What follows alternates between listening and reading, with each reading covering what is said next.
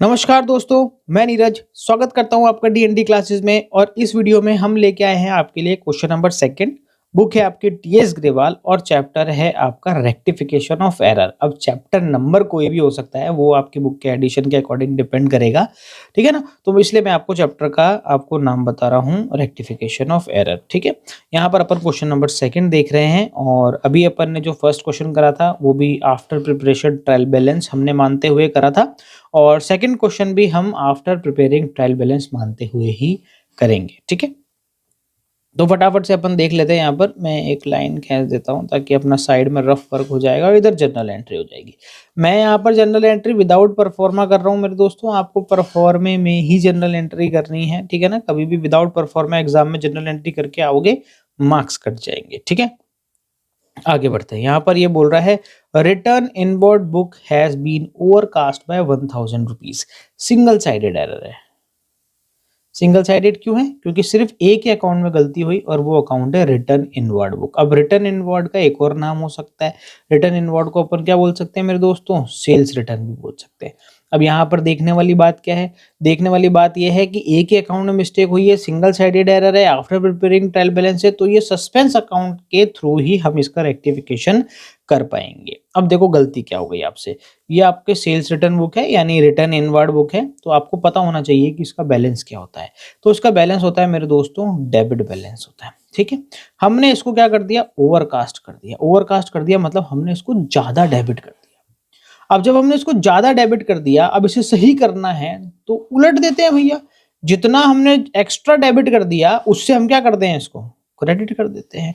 तो हम क्या करेंगे? देखो एंट्री कैसे बनाएंगे, इसको क्रेडिट कर देंगे। Return inward credit. डेबिट किसको करेंगे? सस्पेंस को। सस्पेंस अकाउंट डेबिट 1000 रुपए। आगे बढ़ते हैं अपने सेकंड एंट्री की तरफ। क्या बोल रही है सेकंड एंट्री? देखो, total of purchase book was carry forward 250 less. साफ साफ सीधा सीधा बोल रहा है भैया, परचेज बुक है आपकी, आपने कैरी फॉरवर्ड करा है। आप बैलेंस एक मंथ से या एक शीट से दूसरी शीट पे लेके जा रहे हो, आपने उधर 250 रुपए कम लिख दिए हैं, ठीक है। तो आपको देखो सीधा सीधा पता होना चाहिए कि परचेज बुक है, तो परचेज बुक का कौन सा बैलेंस होता है? डेबिट बैलेंस होता है। आपने 250 रुपए कम लिखे हैं, इसका मतलब आपने उसको 250 से डेबिट कम करा है, ठीक है। और डेबिट कर दो, ये रेक्टिफिकेशन कर दिया, ये रेक्टिफिकेशन हो जाएगा। उसका क्या हो जाएगा? Purchase account debit to suspense 250।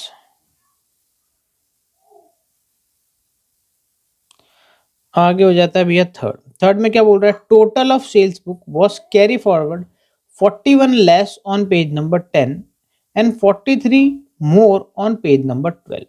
यहाँ पर दो अलग अलग जगह मिस्टेक हुई है। एक तो पेज नंबर 10 पे हुई है और एक पेज नंबर 12 पे हुई है। दोनों ही जगह मिस्टेक एक ही बुक में हुई है और वो है आपकी सेल्स बुक। तो सिंगल साइडेड एरर है, ठीक है ना। अपन चाहें तो इसकी कंबाइंड एंट्री कर सकते हैं, चाहे तो अपन इसकी अलग अलग एंट्री कर सकते हैं।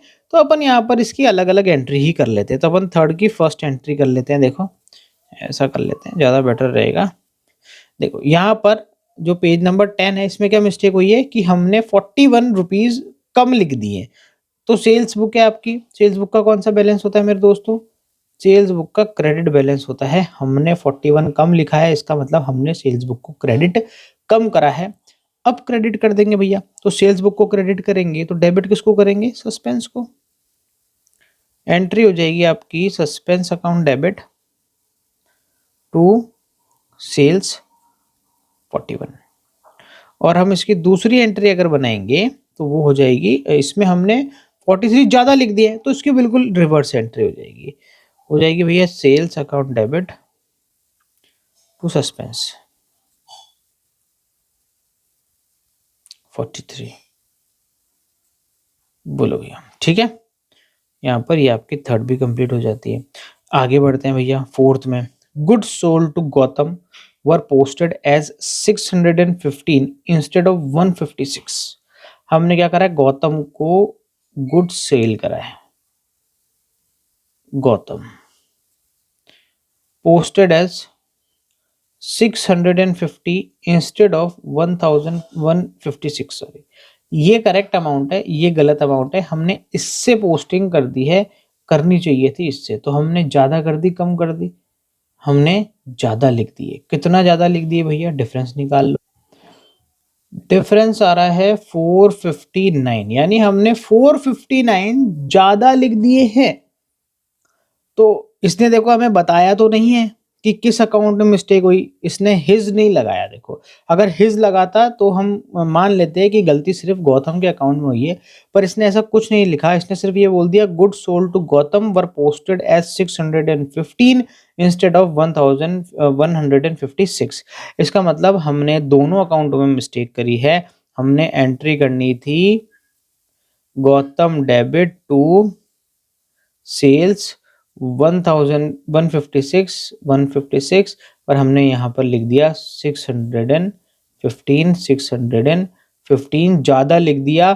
तो अब देखो हमने गौतम को ज्यादा डेबिट कर दिया और सेल्स को ज्यादा क्रेडिट कर दिया। तो हम क्या करते हैं, दोनों को रिवर्स कर देते हैं। हम सेल्स को जितना ज्यादा हमने क्रेडिट कर दिया था उससे हम डेबिट कर देंगे, और गौतम जिसको हमने ज्यादा डेबिट कर दिया था इसे अब हम कम करने के लिए क्या कर देंगे, क्रेडिट कर देंगे। तो यहां लिख देता हूं मैं, एंट्री हो जाएगी sales account debit to Gautam. कितने से? 459। सिर्फ यही अमाउंट की ही तो गड़बड़ है, बस जितनी अमाउंट की गड़बड़ है उतनी हम लिख देंगे। आगे बढ़ते हैं दोस्तों फिफ्थ की तरफ। Furniture purchase for 8100 was entered in furniture account as 810। Furniture purchase करा हमने, ठीक है, 8100 रुपए का, पर हमने एंटर कर दिया फर्नीचर अकाउंट में 810। देखो ऐसी गलतियां तो हम जनरली करते ही हैं सारे बच्चे।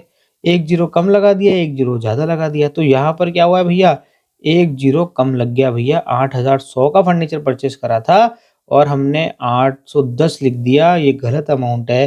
तो हमने कम लिखा या ज्यादा लिखा मेरे दोस्तों? कम लिख दिया। कितना कम लिखा वो हमें निकालना पड़ेगा, दोनों का डिफरेंस निकाल लो।